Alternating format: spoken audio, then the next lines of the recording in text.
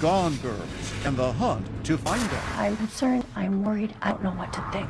You don't sleep. You drive around at night. You're always looking. How can two children be gone and no one knows where they are? But someone knows. The two girls came running across that little field, and she kept telling the kids, get down in the back seat. A secret network of hidden children. I'm turning 16 tomorrow, but instead of a birthday party with my friends, I'm in hiding.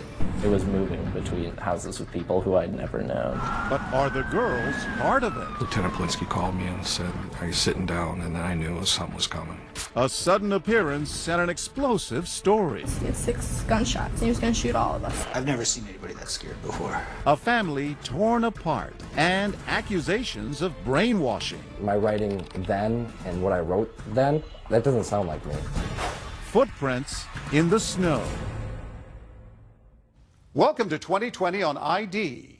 I'm John Quinones. The family home is where children are supposed to feel safe. So what would cause Gianna and Samantha Rucky to vanish with nothing but the clothes on their backs? In 2016, Elizabeth Vargas and her team spent 6 months tracing the teens' footsteps and unraveling the mystery of their disappearance.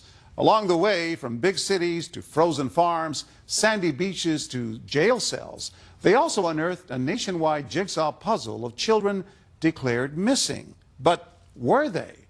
Take this incredible journey with us that begins with footprints in the snow. It is 7 p.m. on a 30-degree April evening in the suburbs of Minneapolis. A spring snowstorm has blanketed the roads. And while most families are settling in for dinner, one family is about to fracture forever when 2 children living at this home vanish. No shoes, no coats, no backpacks, nothing. Poof, they're gone. 13-year-old Gianna and 14-year-old Samantha Rucky disappear. The only trace? Footprints in the snow. But oddly, there is no manhunt to find the girls, no police press conference. How can two children in the state of Minnesota be gone and no one knows where they are? Their parents are embroiled in an ugly divorce and custody dispute, but they insist they are united in their desperation for the girls. I'm concerned. I'm worried. I don't know what to think. You don't sleep. You drive around at night. You're always looking. Where did they go? Who are they with? And why does our journey begin by asking questions to their mother inside the Ramsey County Jail? Did you have anything to do with your 2 daughters running away? No. Do you sit here and think, how did this happen? Clean record, never had a problem. Clean record, and here you are in jail on $1 million bail? What's going on? I have no idea. This shouldn't be what happens in a divorce. This divorce is more like guerrilla warfare than a legal proceeding. Exhibit A, these 24 boxes crammed with reams of motions, appeals, and rulings. Divorce on steroids, that would be a good word for this. But for every documented grievance in this harrowing tale, there is documentation too of the good times. Look at this, Nick! You got 20 years worth of home movies featuring both the Ruckys in starring roles as an affectionate, feisty couple. You're figuring it out now? Shut up, it just ran out. And doting, loving parents to their 5 children. Dad, it's my birthday! Nico, Samantha, Gianna, Nia, and Gino. It sounds like a busy home. They are wonderful. It was my dream. I loved being a mom. They make their home in Lakeville, Minnesota, a suburb of Minneapolis. David ran a multi-million-dollar trucking business. Sandra worked as a flight attendant and eventually competed in local beauty pageants, using her nickname Sam. Good evening and welcome. Proudly representing Lakeville, I'm Sam Rucky. In her spare time, she likes cooking Italian, flying airplanes, and staying fit. But David agrees that family came first for Sandra. There's Mom. Hi, Dad. A loving, energetic mom. There was a bird flying? Yeah. Oh, there it is. She was a great mom. Very attentive to her kids. Come on, Nico. Their oldest son, Nico, loves hockey and theater. He was my first, so of course he was spoiled. Hi, Nico. The 2 oldest daughters, Samantha and Gianna, are close and take care of their younger brother and sister. Samantha, she's beautiful, she's smart, she's outgoing. Gianna's very artistic, loves like animals. But this story is about what Sandra claims is not captured on home video. She says despite those smiling faces, there was a shocking, ugly secret in the family. Years of emotional and physical abuse by David. What would he do? Throw things, hammers at me if he got mad. There was black eyes, there was broken ribs. We had to lock ourselves in the bedroom because we were scared. We just didn't know how his behavior was going to be from one day to the next. During all those years during the marriage, did you ever take any photos, ever seek medical help? We had photos and we had police reports that prove it. And she claims David didn't just target her, but went after the children, too. How often did that happen? Once is more than enough. It happened a lot. After 20 years of marriage, Sandra says she reaches her breaking point and finally files for divorce. David says it was all a surprise to him. And she just blurted out, I want a divorce.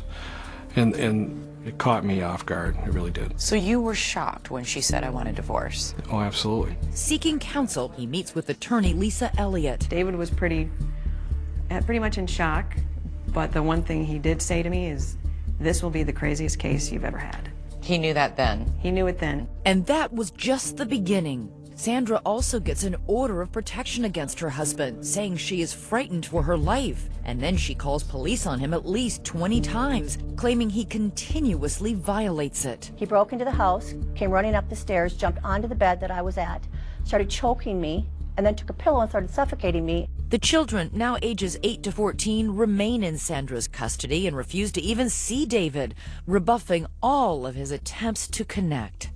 It's your dad. Call me. I would like you to call me back. Call me. With his children ignoring him, his frustration mounts. He leaves this message after finding out his oldest son, Nico, dropped out of his longtime sport. Do yourself a favor, get your ass back in hockey. The family court judge, David Knutson, appoints an advocate for the children and several therapists trying to facilitate a relationship with their father. But the children say they don't want one. David's oldest son, Nico, takes to Facebook, writing, "My dad is a bad person. He is abusive verbally and physically." Gianna and Samantha make audio recordings to support what their mother says. This is Gianna Rucky's voice. Being in the same house as my dad, things were really bad. He was abusive. He had anger issues. He'd always be screaming and yelling. Her sister Samantha goes even further. He's choked, slapped, and hit her and verbally abused my mother throughout their marriage. And he's lost on us kids a number of times. Sandra says the children even beg the judge directly to remain with their mother. But the judge determines thus far there has been no evidence of abuse. And based on the findings from a psychologist he appointed, that it is Sandra who is the real problem here. That the children are showing signs of parental alienation syndrome, meaning the reason the children are adamantly opposed to seeing David is not because he's abused them or their mother, but because Sandra has brainwashed them. She tried to destroy his relationship with the children by telling them things and scaring them about what he was doing to them, how he was threatening them. I've never done anything but be there for my children. My kids are my life. This is where the judge takes a drastic and, for Sandra, devastating step. He orders Sandra out of the house and all 5 of her children removed from her custody. That's when everything happened. I lost everything. My whole life ended then. I had no money, no car, no children. I had nothing. How is this possible, Sandra? I don't know. All I'm told is it's a judge's order. There was no findings that I ever hurt the children, that I ever abused them, that I ever neglected them, that I ever did anything to them. David's sister Tammy becomes the children's temporary guardian. She moves into the Rucky home to take care of them, but the 2 oldest girls, Samantha and Gianna, are having none of it. They came in, they were looking at the house, and then they went upstairs, and when they went upstairs, I heard a ringtone, a music ringtone. And I thought, okay, maybe they have a phone. Tammy goes downstairs to the basement, thinking nothing of that call or who might be on the other end. Just 20 minutes later, I didn't hear anything, and I see their shoes in their backpacks. I'm thinking they gotta be here. Well, I go to look around, and they're nowhere to be found. the girls are gone. Then I called 911. Next, where did they go? Who was on the phone? Did you think, where might my 2 daughters have gone? Could they have entered a hidden world? A network operating outside the court system for vigilante parents taking the law into their own hands? And what does their father have to say about all this? Stay with us.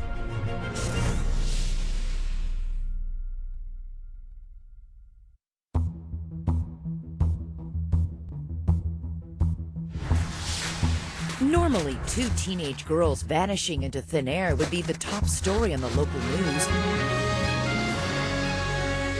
But that's not the case here in Minneapolis. There is no Amber Alert, no search parties combing the woods. Sandra, separated from her children by court order, says she finds out her daughters are missing from her attorney. What was your reaction? What any mother's reaction would be.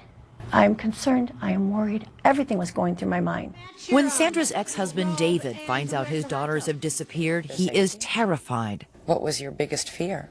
I mean, these are young girls. You don't want them hitchhiking. We live by a truck stop. You think of all these terrible scenarios. And David says he becomes consumed with bringing his daughters home, that he would never abuse them, and that all of Sandra's allegations against him are completely false.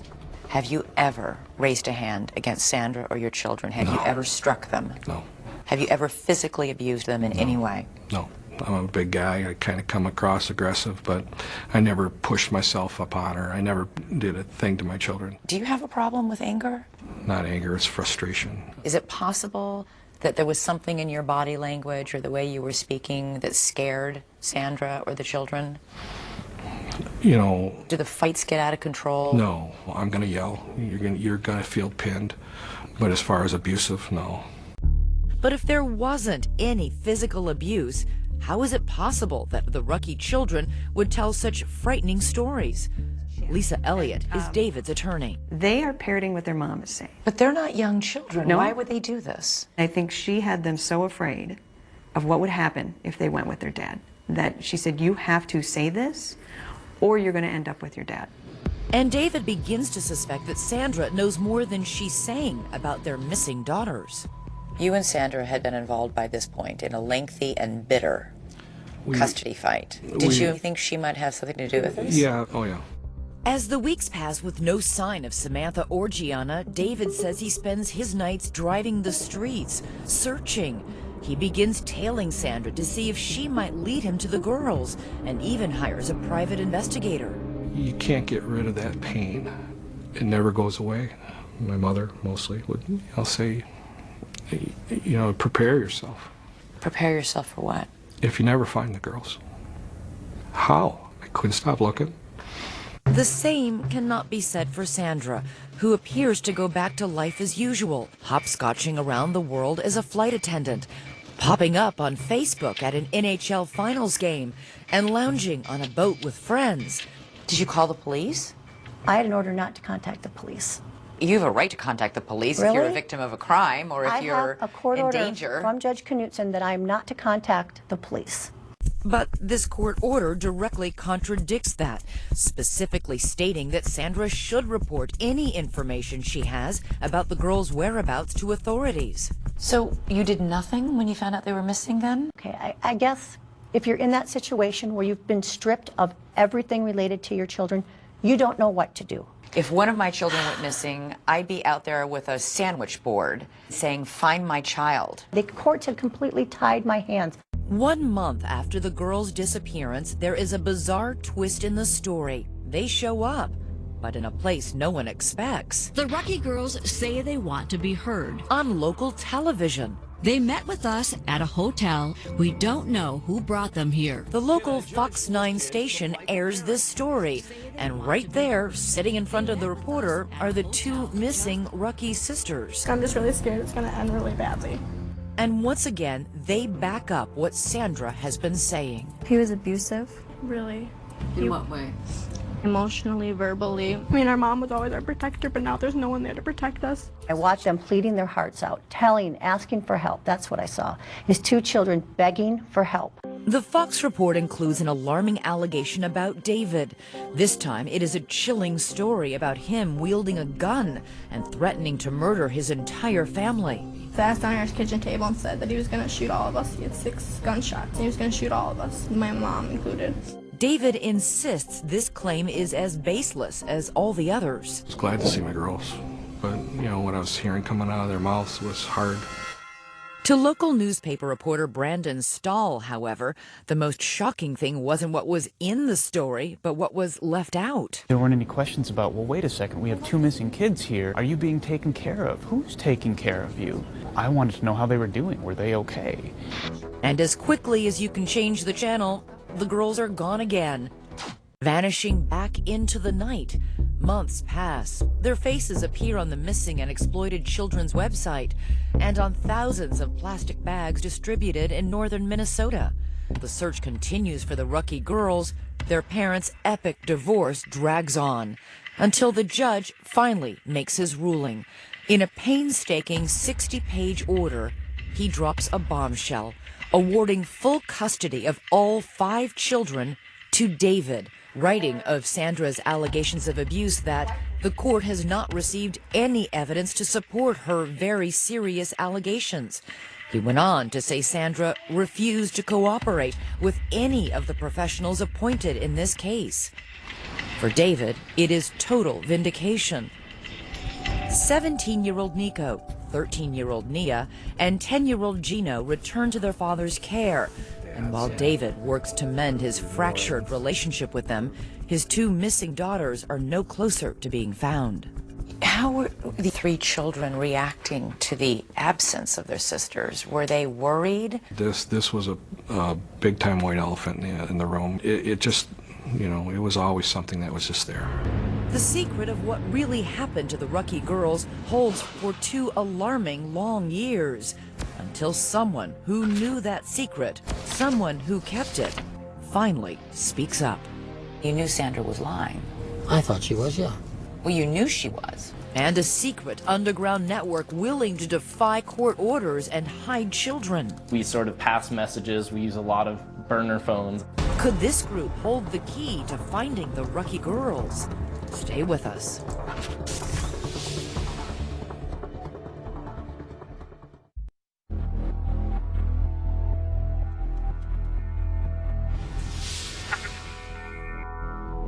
From the moment the 2 teenage Rucky girls vanished, police suspected their mother, Sandra, was lying.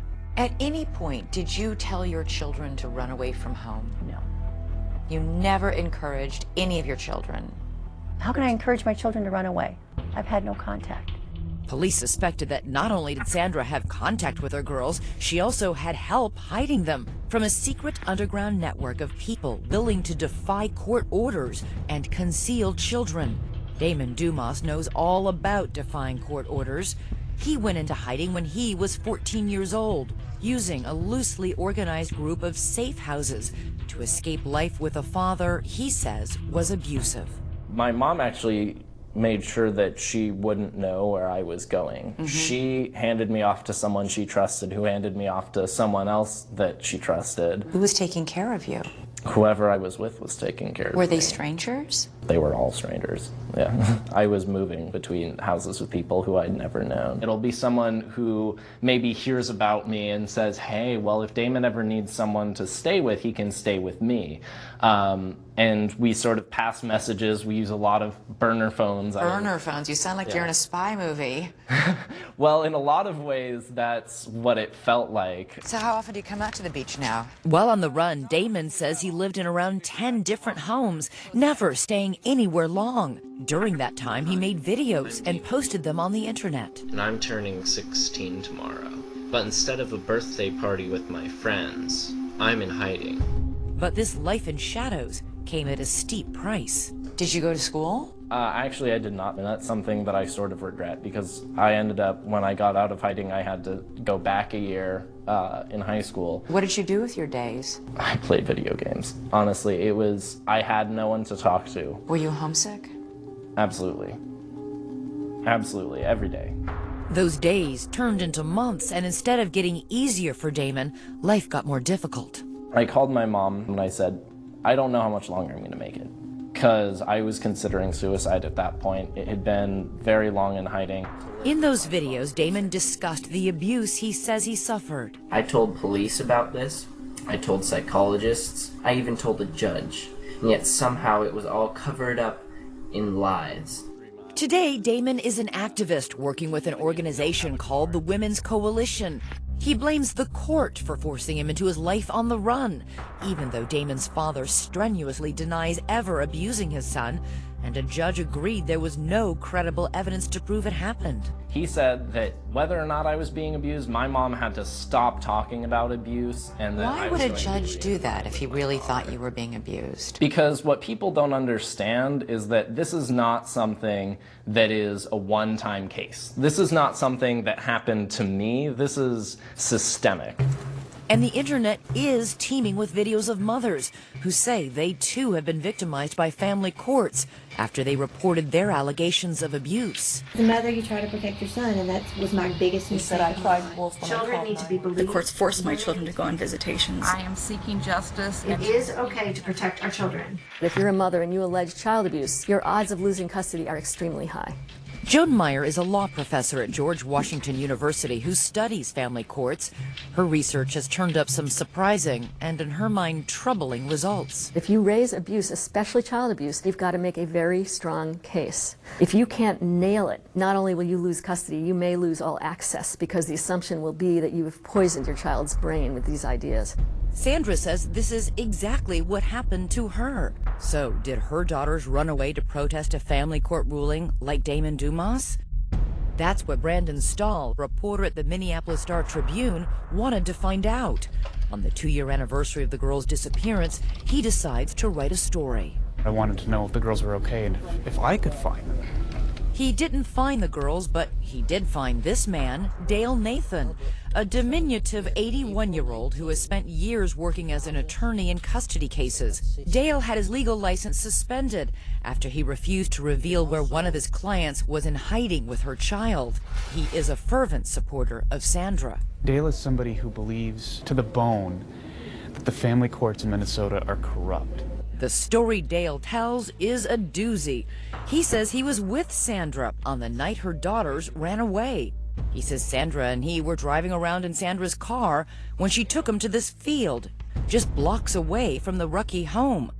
We drove with Dale to that spot. Now this is about the area right back here where Sandra stopped. He showed us where they pulled over. That's the one we want to take. So you stopped, you parked, you waited? And after about 20 minutes, the 2 girls came running across that little field. They got into the car, and then Sandra started driving. The 4 of them drove around back roads for more than 2 hours. She kept saying, "Oh, the Lakeville police, they're going to find us." And she kept telling the kids, get down in the back seat. During the ride, Dale says Sandra was frantically making phone calls. Apparently there was no plan, and she was making plans on the run. Dale says he knew that the children had already been taken out of Sandra's custody and that by driving off with them, she was breaking the law. Sandra was busy telling the police she had no idea where the girls had gone, and you knew Sandra was lying. I thought she was, yeah. Well, you knew she was because you were in the car with her. That's true. Right. You're right. So if you knew she was lying about that, why didn't you go to police and say, I know what really happened? I think Sandra was trying to protect her children. I wasn't going to betray that. Dale insists he couldn't help even if he wanted to. He doesn't know where Sandra ended up taking the girls. After hours of driving around with him, she dropped Dale off at a truck stop and then drove away with the girls still in her car. Last April, the Star-Tribune published Brandon Stahl's story, and one reader in particular was riveted. What did you think when you read the account of Dale Nathan? Dumbfounded. We're like, this is completely validates Everything you suspected. everything. At that point, we knew Sandy was involved. And now police know too. They arrest Sandra and charge her with 3 felony counts of deprivation of parental rights. She's thrown in jail on $1 million bond. But the mystery remains, where are the girls? 1 month after Sandra's arrest, there is stunning news. Lieutenant Plinsky called me and said, "Are you sitting down?" And I knew something was coming. Next, the Rucky girls found at last. But where have they been? Who took them in? We're on our way to find out, and you may be surprised by what we find behind this door. Stay with us.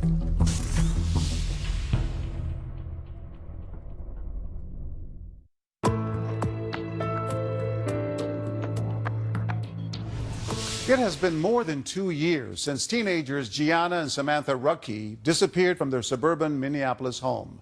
With their parents locked in a fierce divorce battle, authorities suspect the girls' mother knows where they're hiding. Still, everyone is in for a shock. Once again, here's Elizabeth Vargas. Where can two teenaged girls hide in plain sight? Deep in the snow-swept fields of Minnesota's North Country, amid miles and miles of desolate, untouched land, this speck of property, a farm called the White Horse Ranch, holds the secret of the missing Ruckey daughters. What led police here? The trail begins with one of Sandra's staunchest supporters, Dee Evevold, an activist friend, vocal about her belief there is corruption in the family courts. Detectives search her home and find a cell phone photo of one of the girls on a farm. They trace that photo back to the White Horse Ranch. And with that, bingo! Police discovered this is where the girls have been for the entire 2.5 years of their disappearance. We took a trip to find out how they ended up here and how they went under the radar for so long. Behind this door are the people law enforcement believes broke the law by housing the girls. Welcome. They are an unlikely pair of alleged criminals. Gina and Doug Dolan own the ranch, which offers 90-minute therapy sessions with their animals. 22 horses, 3 donkeys, and 2 alpacas. They help children who've been abused. Our mission is to reach children and families and to bring healing and wholeness through the animals. Hundreds of children have made day trips to the ranch, but Samantha and Gianna Ruckey were not their typical guests. We received a phone call From? Dee Evevold. Dee Evevold not only knew Sandra, she knew the Dolans and respected their work on the ranch. I knew that these are good, honest, salt-of-the-earth people that really are just about doing the right thing. She just said that they needed a temporary place and that they were working through a court case. So you thought they were coming for 3 days? That's correct. 3 days isn't a big deal. The Dolans say it was Sandra, along with Dee, who dropped the girls off at the ranch one night with no more than the clothes on their back. Then Sandra left and never returned. Days turned into months, and then astonishingly, years. I don't understand how 3 days turns into 2.5 years. I don't know if I can even answer that question. This is where the Dolans' attorney, Travis Kyle, steps in, because the Dolans, along with Dee Evevold and Sandra, are now facing felony criminal charges for their role in the girls' disappearance. At this point, there's certain information we just can't disclose. But they can say that in that long period of time, the Dolans never saw Sandra again. They spoke to her by phone only a handful of times. And it was always from a track phone, so there was never a way of connecting with her. And then would speak to the girls? No. No. She didn't want to. I mean, she was very concerned about them and tell them that I love them. I almost feel like she knew that they were safe here. Don't you think that's a little weird? Mm-hmm. We run into a lot of weird stuff here. While the Ruckey girls are away from everyone and everything they know, communing with the alpacas, 3 hours south, their fathers scoured the earth for any sign of them. Why did you keep them here, despite the fact that you knew a parent was looking? I wouldn't say that we kept them here. We allowed them to stay. They could have left at any time. They didn't want to leave. But didn't you know that people were looking for these children? I can't answer that.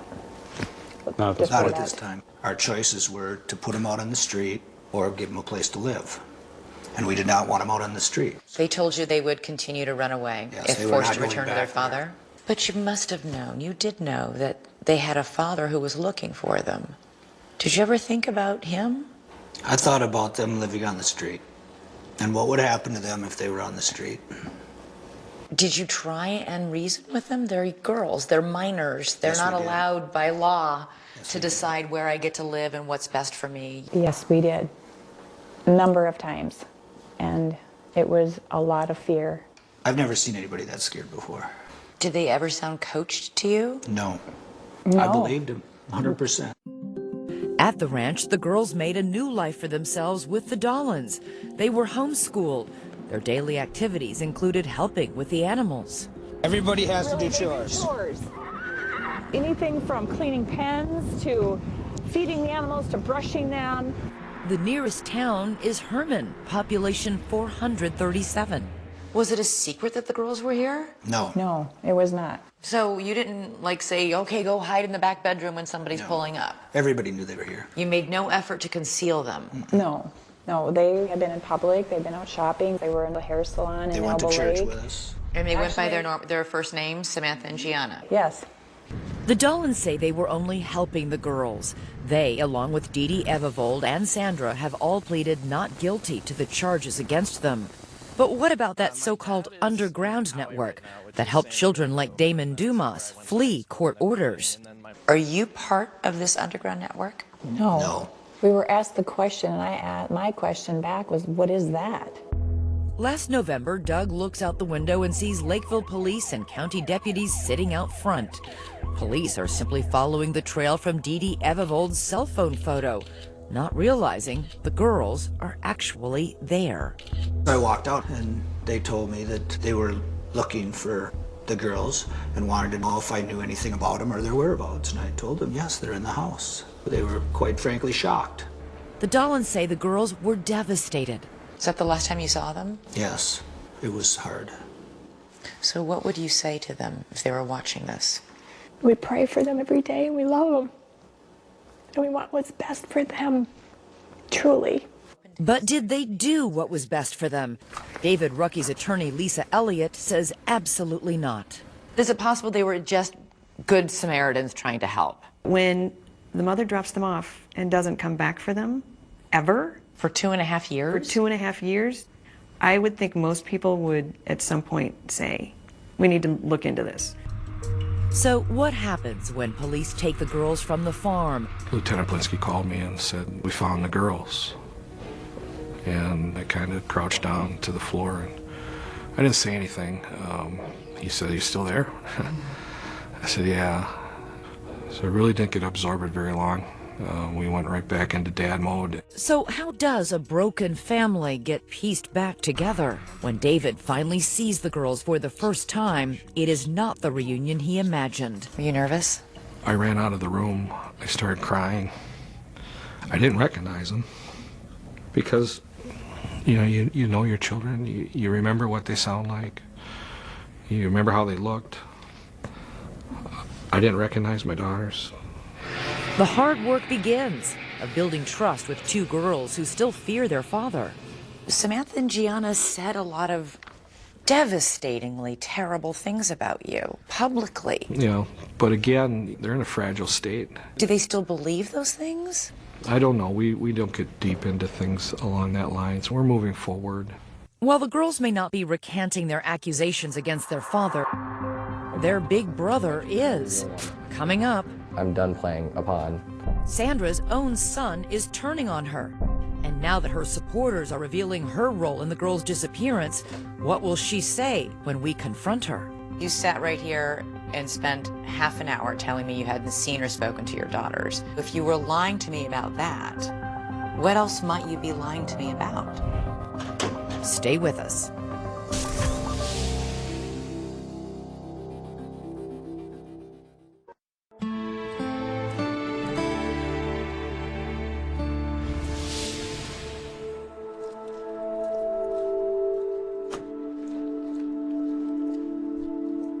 For the second time in 2 months, we have come to the Ramsey County Jail in St. Paul, Minnesota, to visit inmate Sandra Grazzini-Rucky.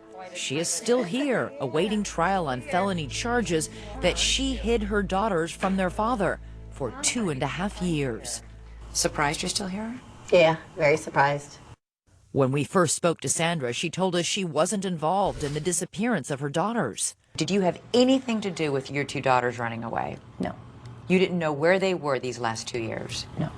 After nearly 6 months of our 2020 investigation, we've explored that loosely organized underground network of activists hiding children in nasty divorce cases and tracked down every key player in the Rucky case.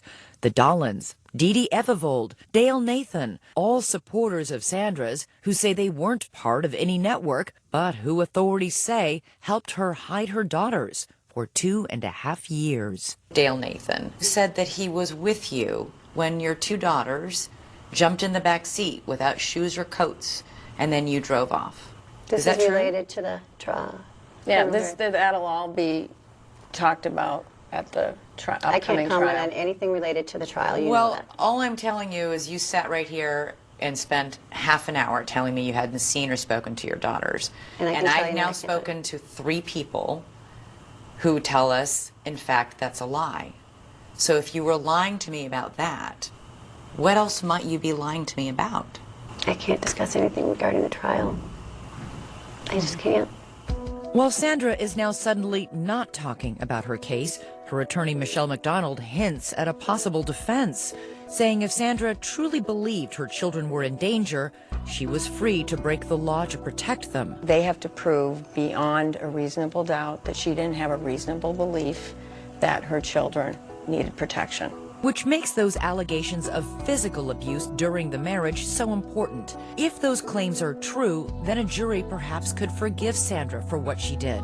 And from the very beginning, she has assured us that there is indisputable evidence that her husband, David, was violent. Did you ever take any photos, ever seek medical help? We had photos and we have police reports that prove it. So confident, so certain. And yet, I'm asking for any of the documentation that you assured us existed to corroborate what you're telling us. And we can find none of it. But it does exist. It really does exist. Where is it? It was with my attorney. You don't have any of those records. They're in boxes. But do you have them? Do you know what's in those boxes? You have the all the other police attorney, reports, you have Jay, everything. yeah, the police reports. You have everything. Yeah, yeah.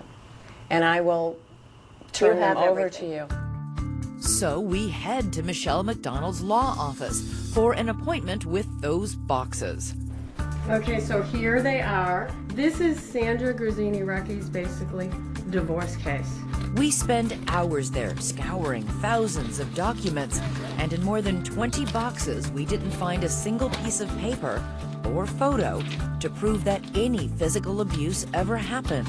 So we reached out to the Lakeville Police Department, and they have no record of ever being contacted by Sandra about abuse during her marriage. Sandra certainly has never been afraid to call the police, ever. If there were instances of David being violent or threatening, there would be police reports of it. There are none. Sandra's strongest proof was always the testimony of her children. But today, one of those children has recanted his story. Oldest son, Nico. Get up there, Nico. That little boy from the home videos. And the same son who later posted that damning Facebook message accusing his father of physical abuse. He now says all of that was a lie, and that it was his mother who pressed him into believing it was true. She started to say, like, your dad's this bad guy. Your dad, like, hurt you when you were younger. And I was like, what? What are you talking about? I don't remember any of this. Well, it happened to you. It's like, and at the time I believed it because you listened to your mom. He says he was 15 years old, and he couldn't understand why she didn't want him to see his father. I felt really close to my dad, and I was still confused on what was going on. Like, why wasn't I seeing my dad? Nico now says he never saw his father physically abuse his mother or his brother and sisters. As for that Facebook post, Nico says Sandra stood over him while he typed, coaching him on exactly what to say. When I look at my writing then and what I wrote then, that doesn't sound like me, and I feel really bad. He continues to tell us that you brainwashed them into thinking they were abused. And you don't find that questionable? Well, what do you think? You're his mom. I haven't seen Nico for a long time. It's sad that he's saying that. But when my son hadn't been around his father, he has a completely different story than he has now. Did you somehow convince your own kids that their dad was abusing them? No. No. To this day, she says she stands by every decision she has made, every battle line she's drawn, every consequence she and her children have suffered. The 2 daughters, they spent 2 years working on a horse farm. They didn't go to school. You don't think I think about all these things? I know what these kids have been put through. But it wasn't me who put these through. This was the system that put them kids through this. David and his attorney, Lisa Elliott, say this was never about keeping her children safe. Sandra, they say, wanted revenge. She was out to destroy him for whatever reason, and I don't think she cared what she destroyed in the meantime. Do you think you will ever be reunited with your children? Yes. You do? Yes. I believe this will be turned around. Perhaps, but it will take more than a court order to do that. It is painfully clear as you watch her son Nico struggle with the simple question, does he still love his mother? I want to say no, but she's my mom. She just doesn't feel like a mom. Nico, wave at Dad. For now, all that remains is a heartbreaking time capsule of a family that no longer exists. Happy New Year! Happy New Year! Oh my God, I haven't seen them in years. Where'd you find pictures? My babies. Sandra, are you making any comment today? Sandra is now out of jail. She was released after 130 days behind bars. I do appreciate the air and the sun. I will say that. But she says there was no cause for a celebration. I'm in a prison without the bars, is what I'm in now. Because as part of her release, Sandra is not permitted to have any contact with Samantha and Gianna. She is allowed to see her other children with conditions. As for the girls, David says they are happy to be home and doing well. They have started a new life together and have had their first family vacation in years. David asked us to obscure the children's faces to give them privacy, and it might surprise you to hear how David sees his family's future. Will you fight her ability to see the children? This is my children's mother. It's important that they have a mother.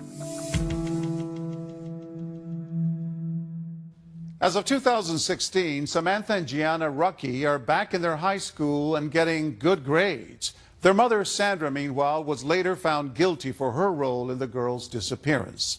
Gina and Doug Dolan, along with Sandra's friend Dee Dee Evervold, are awaiting trials for their alleged involvement in the girls' disappearance. Each faces a maximum sentence of 4 years in prison if convicted. I'm John Quinones. Please join us next time for another edition of 2020 on ID.